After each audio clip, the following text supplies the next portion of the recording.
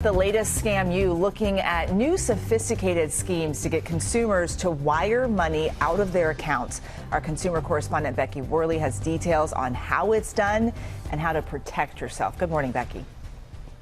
Eva, good morning. It's so maddening. Criminals impersonating banks using the threat of, get this, scams to trick people who are just trying to do the right thing. What's so frustrating, if this type of scam involves wire transfers, it's nearly impossible to get the money back due to a law that was written back in the 1970s.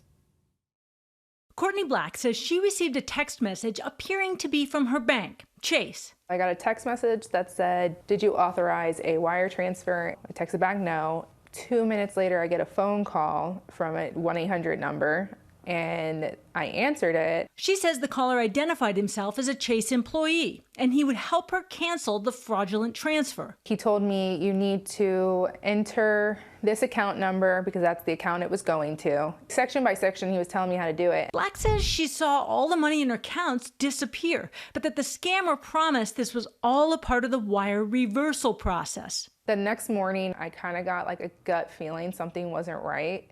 And I called Chase, and they were like, "No, you were scammed." In the end, she says she lost more than $11,000. Black says the scammer knew her date of birth, the last 4 digits of her Social Security number, her Chase account number, and her balance. There's a lot of information that is on the dark web.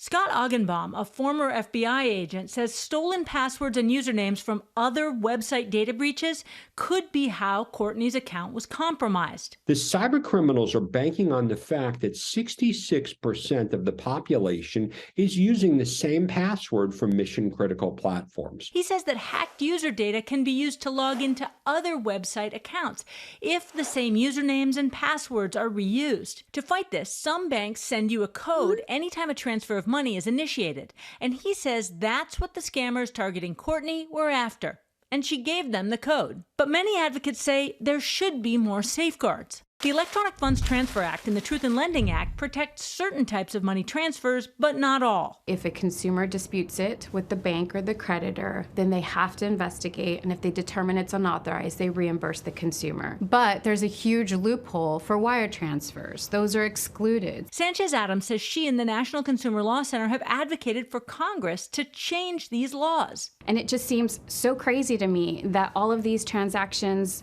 that are not wires are protected by federal law, and wires are not protected. For now, Chase has denied Black's claims, telling GMA these types of scams are heartbreaking, and we urge all consumers to ignore phone, text, or internet requests for money or access to their computer or bank accounts. Legitimate companies won't make these requests, but scammers will. Now, it does seem illogical that credit card, debit card, and home equity transfers are protected, but wire transfers aren't. That said, Chase says the best way for consumers to protect themselves is to never share account information or those one-time passwords or codes. Never click on suspicious links or grant anyone remote access to your phone or computer. Also, my advice, if you do one thing to protect yourself today, make sure your financial and banking apps all have unique passwords. Now, it's hard to keep track of those, so download a password manager like LastPass to help you keep track of them. It is a lot of work to protect yourselves, guys, but gosh, these stories are heartbreaking. Sure It's good advice there as well. Scammers always seem to be one step ahead as well, but important information, Becky. Thank you so much. Hi, everyone. George Stephanopoulos here. Thanks for checking out the ABC News YouTube channel. If you'd like to get more videos, show highlights, and watch live event coverage, click on the right over here to subscribe to our channel. And don't forget to download the ABC News app for breaking news alerts. Thanks for watching.